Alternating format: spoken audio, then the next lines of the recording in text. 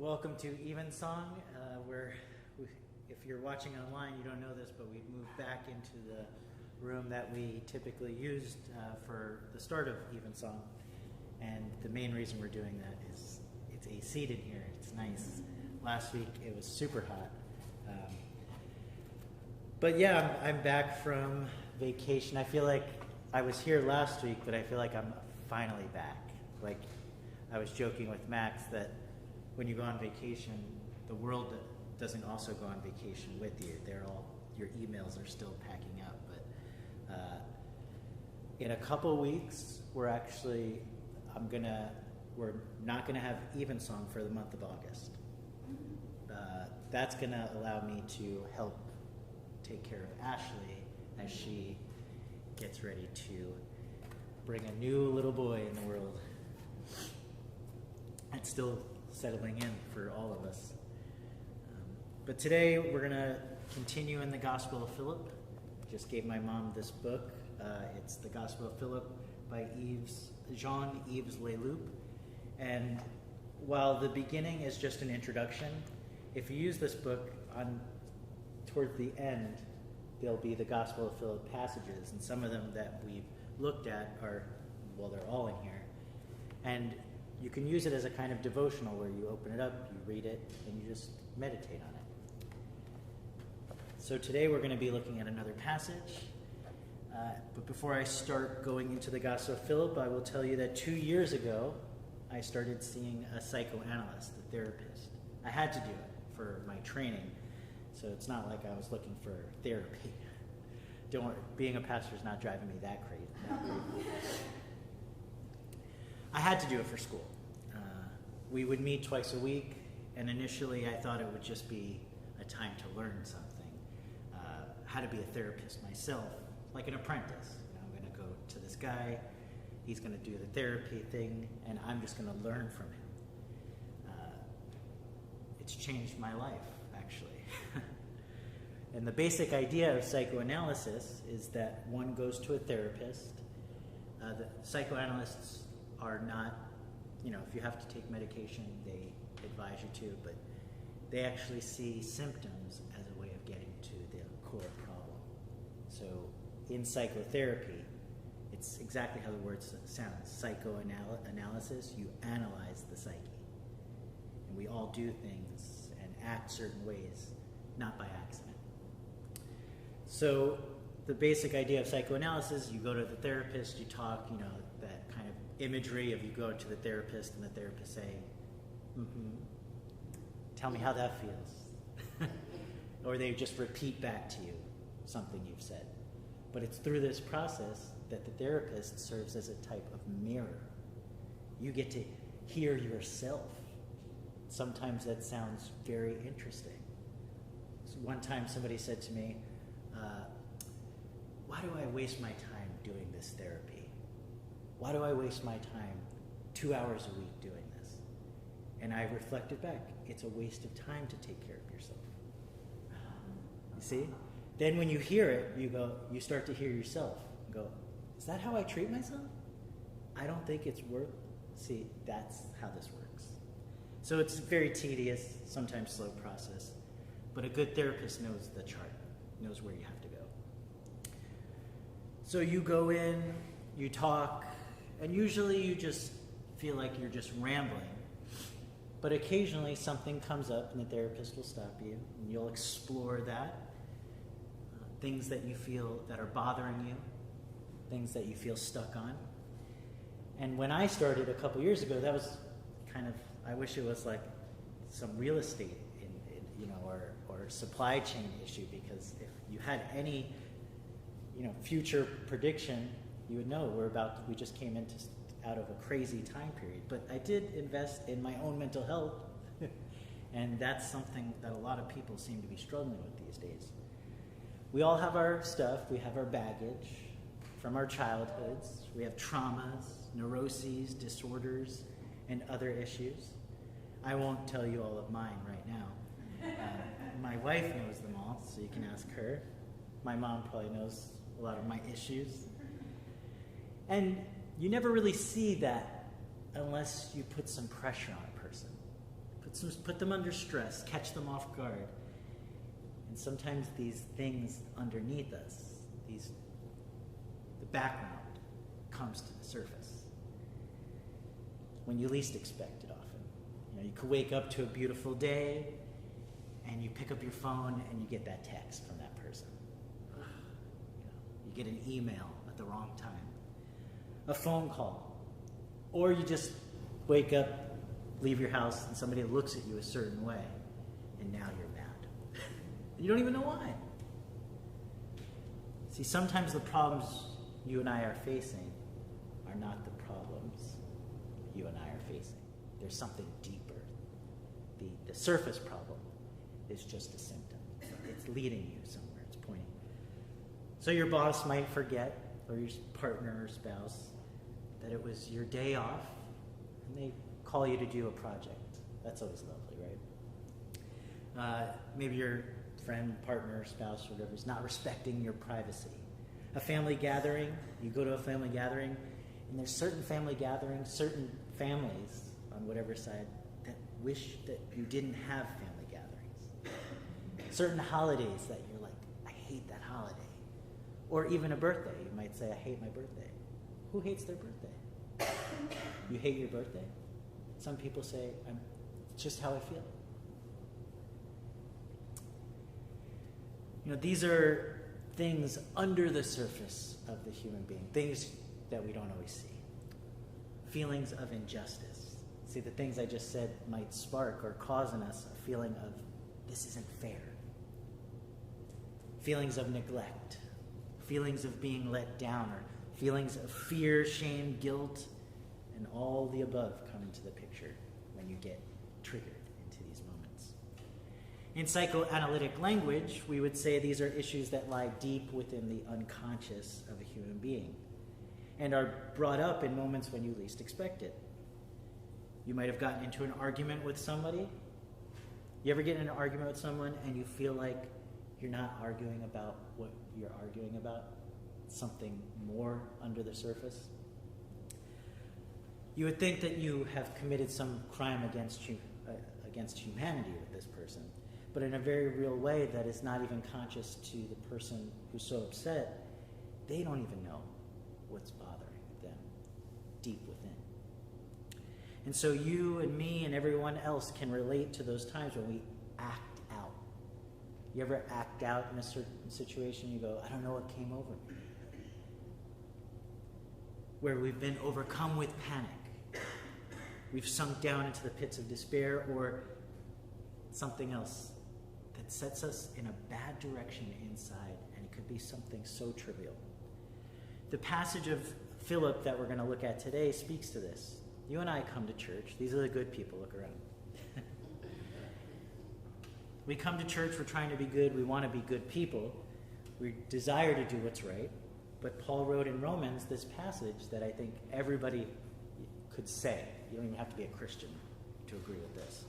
He says, even if I know the law but still can't keep it, and if the power of sin within me keeps sabotaging my best intentions, I obviously need help. I realize I don't have what it takes. I can will it, but I can't do it. I decide to do good, but I don't really do it. I decide not to be bad, but then I do the bad thing anyway. Paul writes, something has gone wrong deep within me and gets the better of me every time. It happens so regularly. Something within, Paul's writing about it from his own St. Paul, so you can, if you mess up, you could say I'm like St. Paul. But he says something inside of me is like counteracting my best intentions. He said, I truly delight in God's commands. Don't kill, don't steal. Who's against these things? But it's pretty obvious that not all of me joins in that delight. Parts of me covertly rebel, and just when I least expect it, they take charge. Over the past couple weeks, I've talked about being born again. Right? You've all heard that term. Born again Christian. Jesus says you have to be born again. I've talked about how that calls us to take responsibility for our own spiritual maturity by working on being good people. You don't just become a good person. You actually have to practice doing that. Because right on the other side, are the bad things about us that also just naturally come up. So how can we be, we've talked about how we could be the kinds of people that embody the fruits of the Spirit. Who's going to argue with me? Should we all be more loving, more joyful, more peaceful, more kind, be good, be faithful, be gentle, and have self-control? But that's what we hear in church every week. Someone cuts me off, I'm going to love them. Someone's rude to me, oh, I'll be kind, like Jesus. Someone's being harsh, oh, I'll be gentle. I mean, how much of that can you really take? Christ sometimes seems to be calling us to just be pacifists. That's not really fun. That actually hurts your soul. These are hard things to do because, like Paul said, I delight in the good commandments, but there's also a part of me that doesn't delight in the good commandments. While we all may be children of God, we're also children of this world. We have no memory. It all says that God knew us before we were born. Do you remember that? No. So we have no memory of this place God or Jesus are talking about. And we have no knowledge. Nobody's come back and said, oh, it's going to be just like this. As good as it can be, as good as this life can be, it's also filled with brokenness. There's darkness and gray everywhere in between. Jesus came into the world with no memory from where he came. He was born of a human being. That's why it took 30 years for him to eventually come out and start his ministry. Because he was from heaven, but where was he also from? From the earth. He was born a human being, and he too felt the same things we feel. The desire to do good, but also the desire to lash back out. We all know when he flipped those tables. So how did he remember who he was? How did he overcome those dark parts of himself? Philip's going to tell us in this passage we're going to read today. It says, Jesus pulled out the root of the whole place while others did it partially. As for us, so these are instructions for us. As for us, let each one dig down after the root of evil that is within us and pluck it out from the heart, pull it from its root. It will be uprooted if we recognize it. We have to look for it. And when we see it, that's when we can work on it. But if we're ignorant of it, it just takes root in us and produces fruit in our heart. It masters us. We are its slaves. It takes us captive to make us do what we do not want, and what we do want to do, we don't do it. It's powerful because we haven't recognized it. While it exists, it's active. Jesus came to set captives free. Jesus makes that bold statement, I've come to set the captives free. Well, that implies that something's holding me captive. For a long time, the church has taught that we're all messed up because of original sin. In Hebrew, to sin simply means one who makes mistakes. That's what a sinner is. When you say I'm a sinner, you say I make mistakes. The church has taught that we are naturally evil, but the truth is we're not naturally anything when we're born. We just come into the world, blank slates. But we're products of a world filled with what? Some would say sin, but it's really mistakes. And these mistakes often come from who? You know why who the number one person who doesn't want you to go to therapy is your mom or dad. Because often the mistakes come from the parents. And guess where those parents' mistakes came from? Their parents. And why did they make mistakes? Because 50 years ago, everybody was smoking. They used to smoke in the seminary. 50 years later, that's a sinner over there. He's making a mistake. The world changes. And the system, the world we live in, tries to fix its mistakes, but often there's a lot of mistakes built in.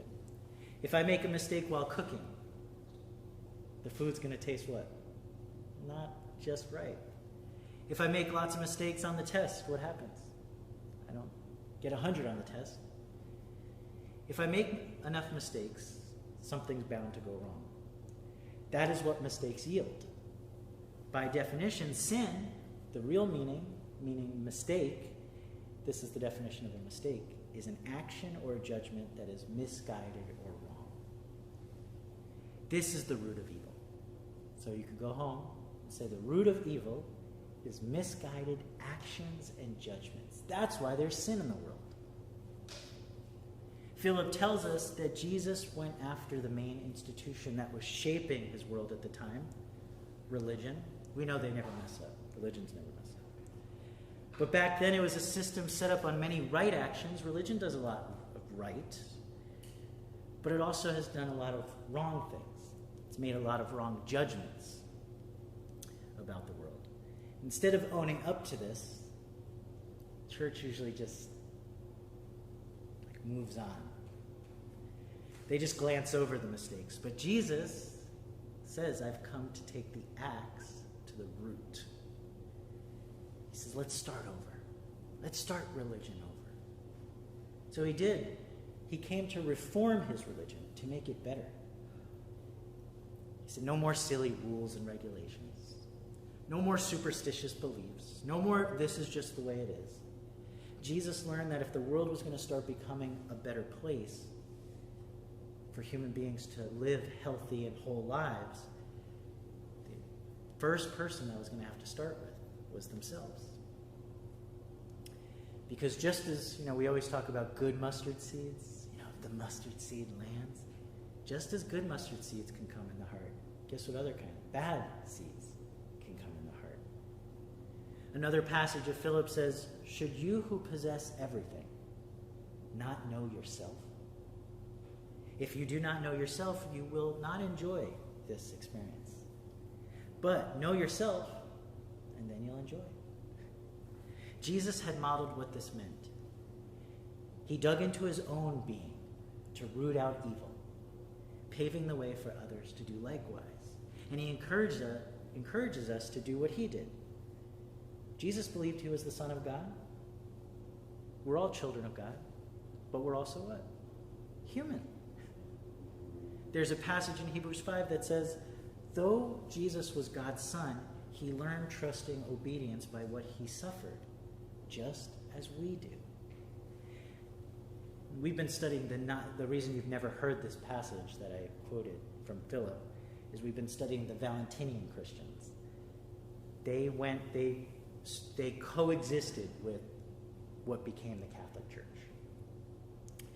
And they didn't consider themselves Gnostic. Just so you know, whenever you see the word Gnostic, that's a label to put down a certain group. They had rivalries, so they had to call somebody by that name and somebody by that name.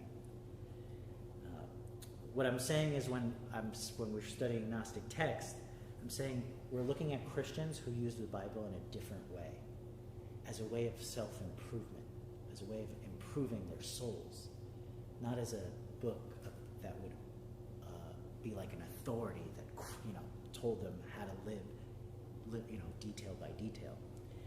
They used Jesus. They said, what does Jesus actually represent? They didn't just worship Jesus. They said, Jesus is calling us to follow and be like him, not just to kneel down before him. You're supposed to be like him. That's what following is. So they said, if Jesus is like this, how do we learn from him?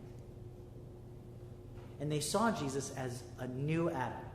In Genesis, there was Adam and Eve. They saw Jesus as a kind of new Adam, a new spiritual person. Have you ever thought about what that word spiritual is? What does that even mean?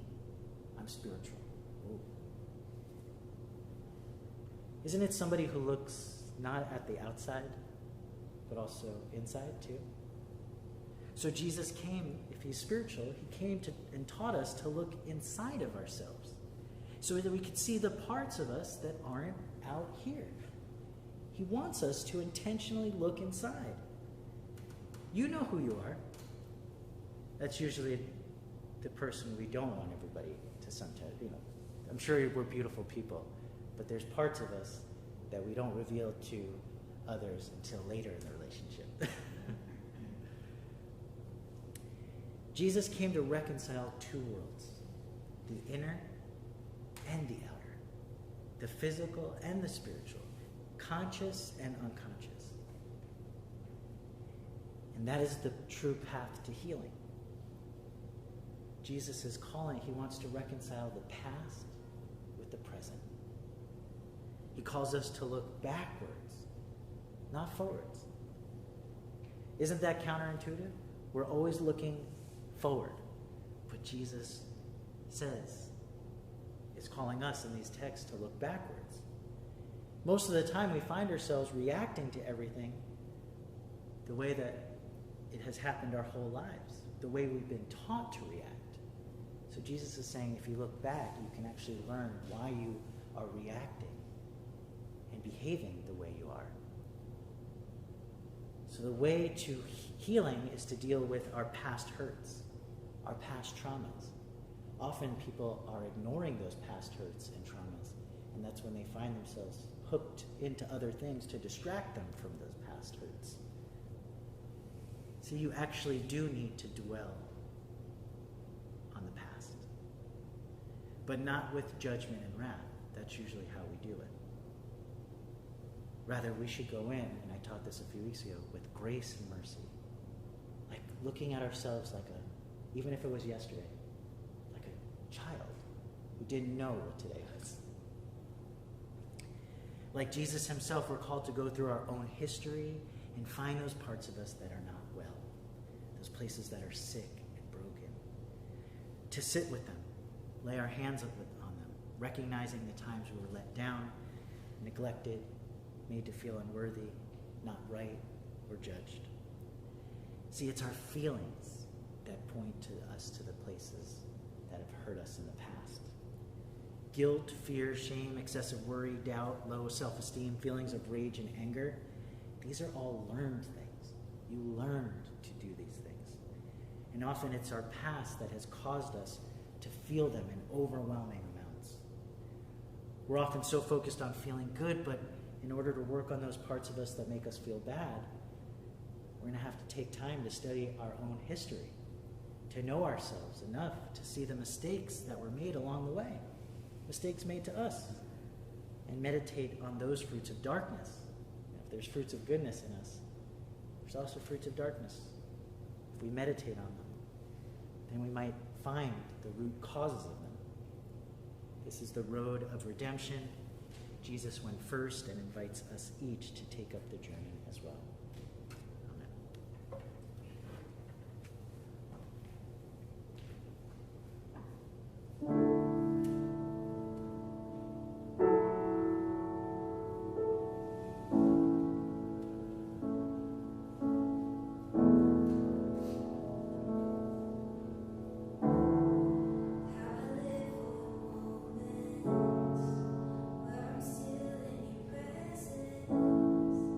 All the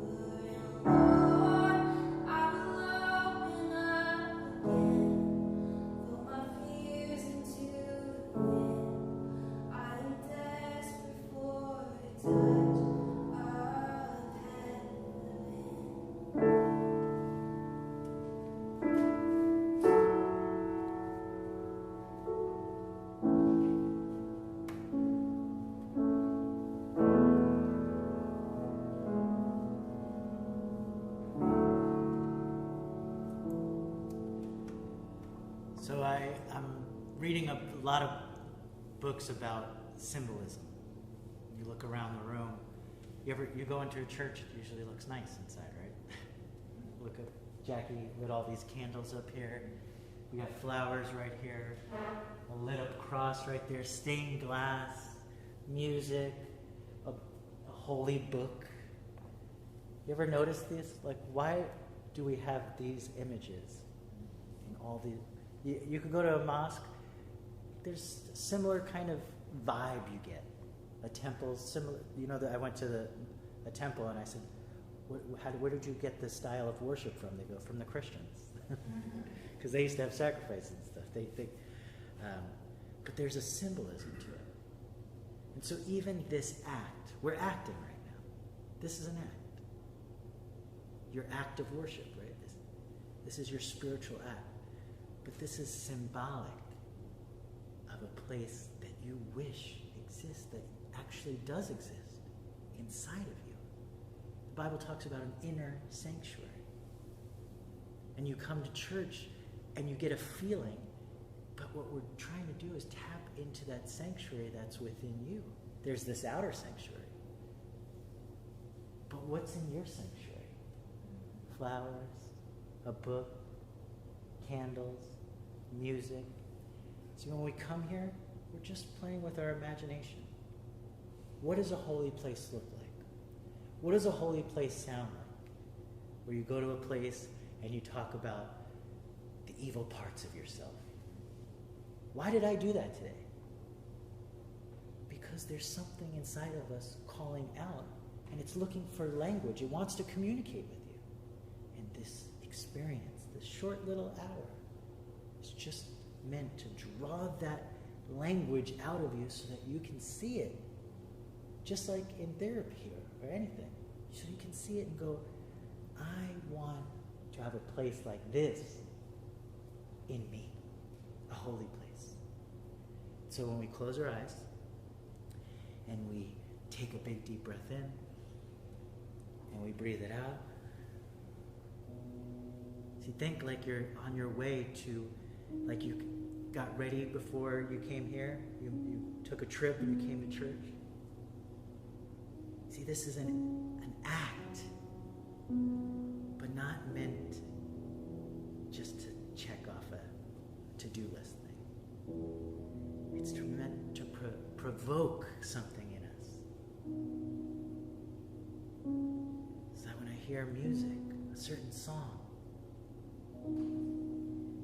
when I see how nice the sky looks, I'm reminded of the stained glass.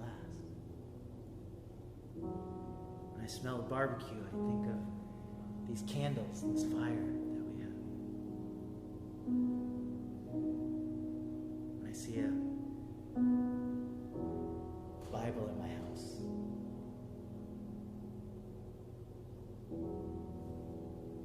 when I bump into one of these strangers here at church who are my brothers and sisters in Christ. See, all of this is imagery of a world of an imagination that Jesus said, you don't even know it yet. But I'm going to give you glimpses. And I want you to hold them in your heart so that when you lose them throughout the week, you can close your eyes, put on a song, call out the name of God, and remember that God is somewhere in here. God is there to make the best version of you. In order to get to that best version, you're going to have to dig through some of those mistakes. Mistakes done to you, and mistakes that you make. As Philip taught, once we see them, then we'll recognize them. Then we can start working on them. So when we get to that kingdom that Jesus talked about, we will be trees of life. Trees who've learned to take the bad experiences, the mistakes, and turn them into something good. that's why even this prayer that we say that Jesus taught all those years ago, it's just an act to remind you that Jesus is still speaking and that his people still are moving throughout history. Say it with me.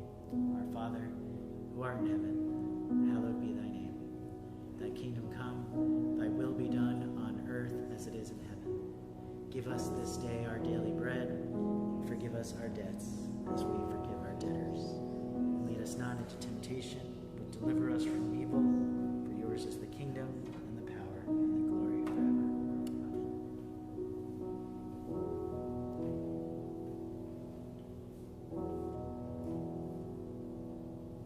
Amen.